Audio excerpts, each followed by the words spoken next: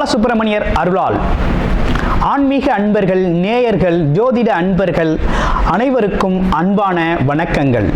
நான் உங்கள் வாழ்க வளமுடன் ஜோதிடர் ஸ்ரீ குரு சுந்தர வடிவேல்.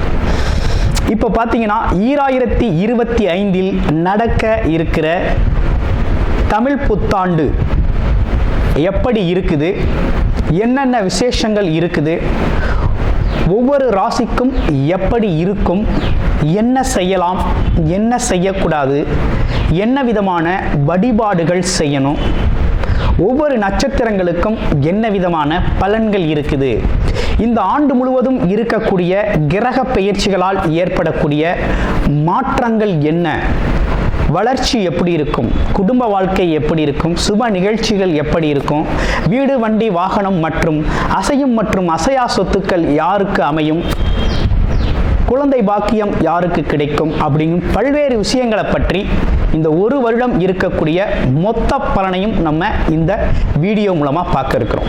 இப்போ இந்த விசுவாவசு வருடம் தமிழ் புத்தாண்டுகளில் 60 வருடங்களில் 39வது வருடம் தான் இந்த வருடம். இந்த வருடம் இந்த ஆண்டு பிறக்குது. இந்த வருடத்தில் பிறக்கும் குழந்தைகள் தைரியமாக குழந்தைகளாகவும், எல்லோரையும் அனுசரித்து தெரியக்கூடிய குழந்தைகளாகவும், பண்புள்ள குழந்தைகளாகவும், அது மட்டும் இல்லாமல் தர்ம காரியங்கள், புண்ணிய காரியங்கள் ஈடுபடக்கூடிய குழந்தைகளாகவும் பிறப்பார்கள் அப்படிங்கிறது சித்தர் பாடல்களில் உள்ள ஒரு அமைப்பு.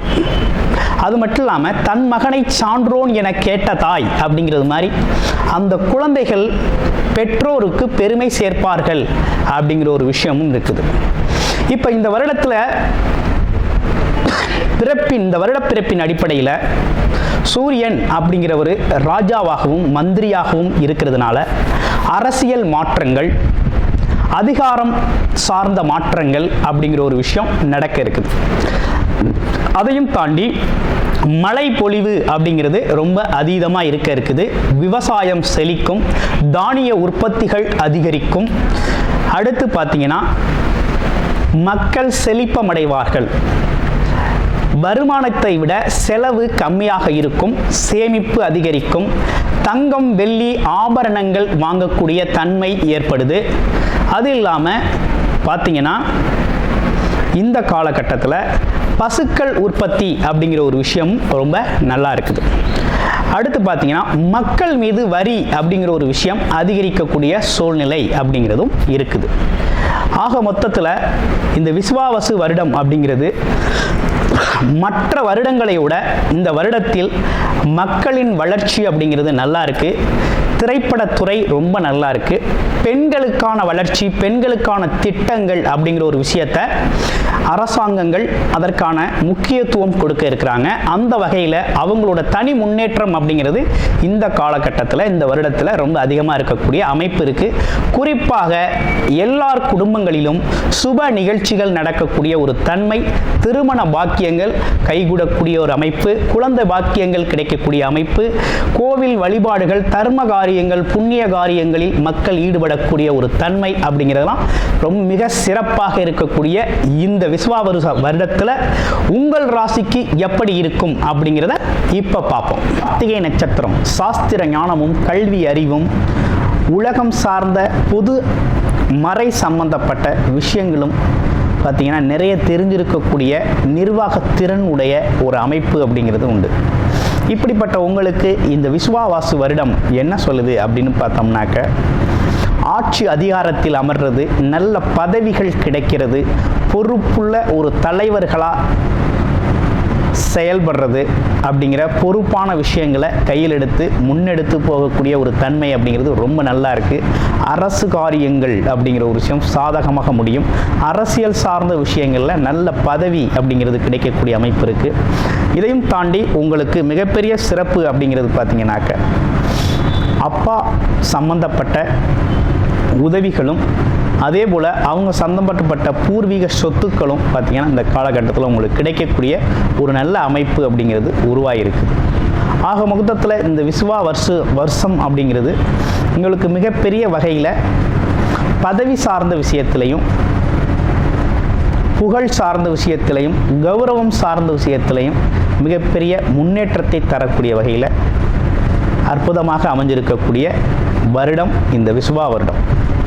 அனைவருக்கும் விசுவா வருட இனிய புத்தாண்டு நல்வாழ்த்துக்கள். பூமிக்காரகனை ஆட்சி வீடாக கொண்ட மேசராசி அன்பர்களே, உங்களுக்கு இந்த தமிழ் புத்தாண்டு அப்படிங்கிறது எப்படி இருக்க போகுது அப்படின்னா, உங்களுடைய ராசிக்கு 2ஆம் இடம் சொல்லக்கூடிய தனஸ்தானத்தில் இருந்த குரு பகவான் பாக்யாதிபதி, உங்கள் ராசிக்கு பாக்யாதிபதி தனாதிபதியாக இருந்த குரு பகவான் 2ஆம் இடத்துல சஞ்சாரம் செஞ்சுக்கிட்டு இருந்தவர் இந்த வருடம் மே மாதம் 14ஆம் தேதி பார்த்தீங்கன்னா 3ஆம் இடத்துக்கு பெயர்ச்சி ஆகிறார். இது ஒரு கிரக மாற்றம் இந்த வருடத்தில். அடுத்து உங்கள் ராசிக்கு ராகு கேதுக்கள் 12 6ஆம் இடங்களில் இருந்த ராகு கேதுக்கள் பார்த்தீங்கன்னா 11/5க்கு பெயர்ச்சி ஆகுறாங்க. 11ஆம் இடம் 5ஆம் இடம் பெயர்ச்சி அப்படிங்கிறது மே 18ஆம் தேதி நடக்குது. இவ்வருடம் முழுவதுமே பார்த்தீங்கன்னா சனி பகவான் உங்களுடைய ராசிக்கு 12ஆம் இடத்துல 7.5 சனியாக சஞ்சாரம் செய்வார். இதுதான் கிரகநிலை. இந்த கிரகநிலையை சொன்னவுடனே உங்களுக்கு எப்படி இருக்கும் அப்படிங்கிறத நீங்களே ஓரளவு தெரிந்து கொள்ள முடியும். இந்த இப்படிப்பட்ட கிரகச்சூழல் உங்களுக்கு என்னத்தை உருவாக்குதுன்னா மாற்றத்தை தருது. உத்தியோக மாற்றம், தொழில் மாற்றம் அப்படிங்கிற ஒரு விஷயம் உங்களுக்கு ஏற்படக்கூடிய ஒரு தன்மை அப்படிங்கிறது இந்த காலகட்டத்தில் இருக்குது. அடுத்து 2வது, எடுத்த முயற்சிகளில் வெற்றி நடக்குது. பல்வேறு விதமான முயற்சிகளை எடுத்து பார்த்தாச்சு, தடை தாமதம், ஒரு விதமான சோர்வு, நடக்குமா நடக்காதா அப்படிங்கிற ஒரு சந்தேகம், அலைச்சல், இப்படிப்பட்ட விஷயங்களுக்கெல்லாம் தீர்வா இந்த காலகட்டத்தில் எடுக்கிற முயற்சிகள் தாமதமானாலும் நடக்கும். உறுதியாக நீங்கள் நடக்கும், நம்பி முயற்சி எடுக்கலாம் அப்படிங்கிற ஒரு நல்ல சூழ்நிலை அப்படிங்கிறது இருக்குது. அடுத்து பார்த்தோம்னா திருமண சம்பந்தப்பட்ட விஷயங்கள்லாம் எப்படி இருக்குது அப்படின்னு கேட்குறாங்க. நமக்கு குருபலம் இல்லாவிட்டாலும் வரன் அவங்களுக்கு குருபலம் இருக்குது அப்படின்னா தாராளமாக உங்களுடைய சுய ஜாதகத்தில் என்ன தசாபுத்தி அமைப்பு நடக்குதுன்னு பார்த்து உங்களுக்கான திருமண சுப விசேஷங்களை தாராளமாக இந்த வருஷத்தில் செய்து கொள்ள முடியும். அதாவது வரவுக்கேற்ற செலவு அப்படிங்கிறது கிட்டத்தட்ட இந்த வருஷம் உங்களுக்கு ஈக்குவலாக தான் போகுது. அதில் கொஞ்சம் கவனமாக தான் நீங்கள் இருக்கணும் அப்படிங்கிற மாதிரி இருக்குது. இப்போ என்னென்னு கேட்டிங்கன்னா 12ஆம் இடத்துல இவ்வருடம் ஃபுல்லாக 7.5 சனியாக சஞ்சரிக்கக்கூடிய சனி பகவானால் இரவு நேர பயணங்கள், தனித்து பயணம் பண்ணுறதை கொஞ்சம் தவிர்த்துக்கணும். அடுத்து இரவு நேரத்தில் உத்தியோகம் பார்க்குறது, வேலையை கண்டினியூ பண்ணுறது அப்படிங்கிற நீண்ட நேரம் வேலை பார்க்குறது அப்படிங்கிறதெல்லாம் கொஞ்சம் தவிர்த்துக்கணும். அடுத்து பார்த்தோம்னா கர்ப்பிணி பெண்கள் இரவு நேர நீண்ட தூர பயணம் போகிறதையும் தவிர்த்துக்கணும். இப்படிப்பட்ட விஷயங்கள்லாம் தவிர்த்துக்க வேண்டிய விஷயமாக இருக்குது. ஆமாம். அது மட்டும் இல்லாமல் நீர் சம்பந்தப்பட்ட சிறு சிறு சின்ன சின்ன உபாதைகள் வந்து போகக்கூடிய ஒரு தன்மை அப்படிங்கிறது நமக்குள்ள இருக்குது. அப்போ கண் அப்படிங்கிற ஒரு விஷயமும், கண் கால் சம்பந்தப்பட்ட விஷயங்களை கொஞ்சம் கூடுதல் கவனம் எடுத்துக்கணும். அடுத்து இந்த காலகட்டத்தில் என்னன்னா பூர்வீக சொத்து சம்பந்தமான விஷயங்களை இப்போ கையில் எடுக்கப்படாது. ஏன்னா இப்போ நமக்கு குருபலம் இல்லை. இன்னொரு பக்கம் சனி பகவான் 12ஆம் இடத்துல இருக்கார். ராகு கேதுக்கள் நமக்கு சாதகமாக இருந்தாலும் ராகு பகவான் மட்டும் ரொம்ப சாதகமாக இருக்கார். அது எப்படி இருக்கார் அப்படின்னா குருவோட பார்வை 9ஆம் பார்வைன்னு சொல்லக்கூடிய சிறப்பு பார்வையில் சாதகமாக இருக்கிறாரு. அப்போ இந்த காலகட்டத்தில் என்னென்னா வெளியூர் வெளிநாடு பயணங்கள் அப்படிங்கிறது ரொம்ப அதிகமாக இருக்கும்.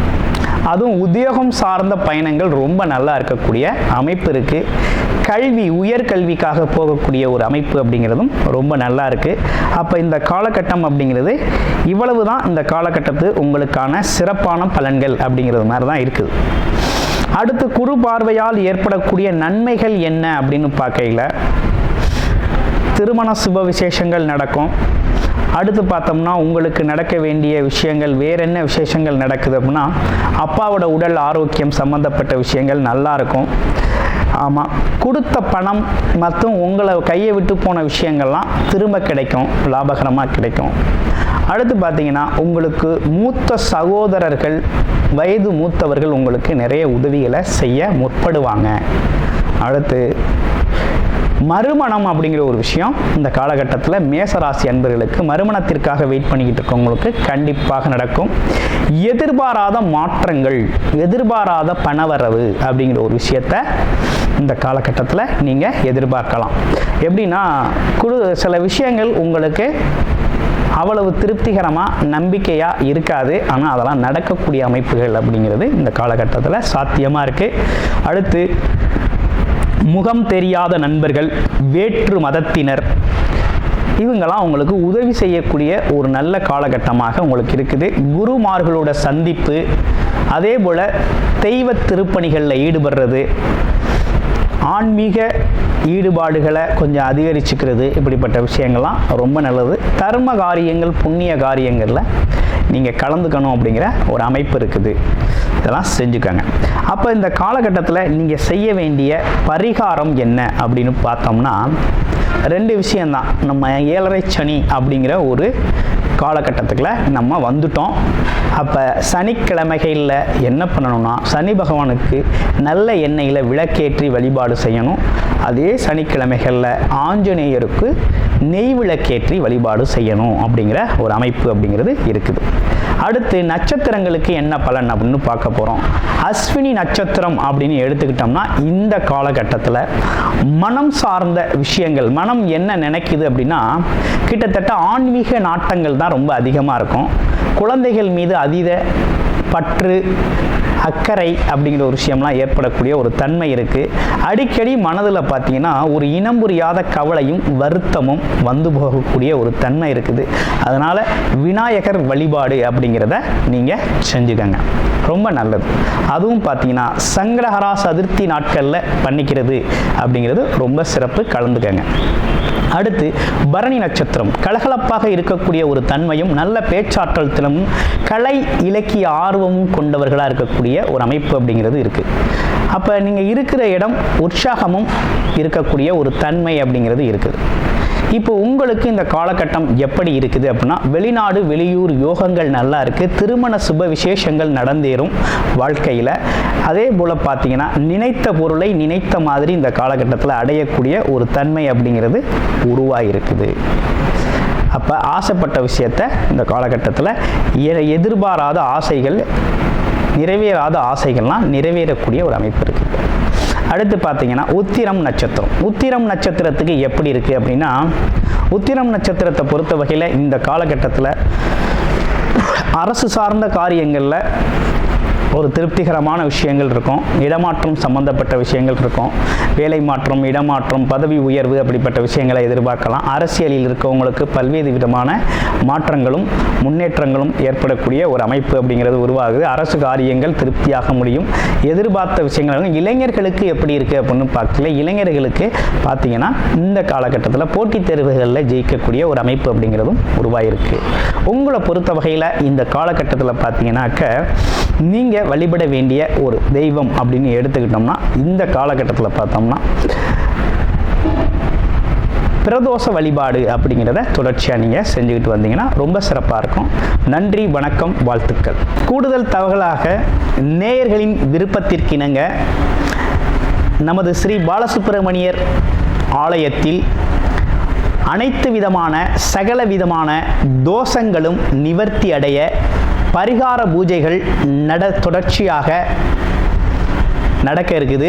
அது மட்டும் இல்லாமல் திருமண தடை, குழந்தையின்மை, தொழில் முன்னேற்றம், வேலை வாய்ப்பு கிடைத்தல், ராகுகேது தோஷங்கள் நிவர்த்தி அடைய, குலதெய்வ அருள் கிடைக்க, கடன் பிரச்சனை தீர, வாழ்வில் பணம், பொருள், செல்வாக்கு அதிகரிக்க, இப்படிப்பட்ட விஷயங்களுக்காக பல்வேறு விதமான சகல பிரச்சனைகளுக்கும் தீர்வு கிடைக்கும் வகையில் பரிகார பூஜைகள் நமது ஸ்ரீ பாலசுப்பிரமணியர் ஆலயத்தில் நேயர்களின் விருப்பத்தின் பேரில் தொடர்ச்சியாக நடக்கிறதுக்கு உங்களுக்கு விருப்பம் இருக்கும் பட்சத்தில் டிஸ்பிளேல தர நம்பருக்கு கால் பண்ணி உங்களுக்கான பரிகார பூஜைகளை ஸ்ரீ பாலசுப்பிரமணியர் ஆலயத்தில் செய்து கொள்ளலாம்.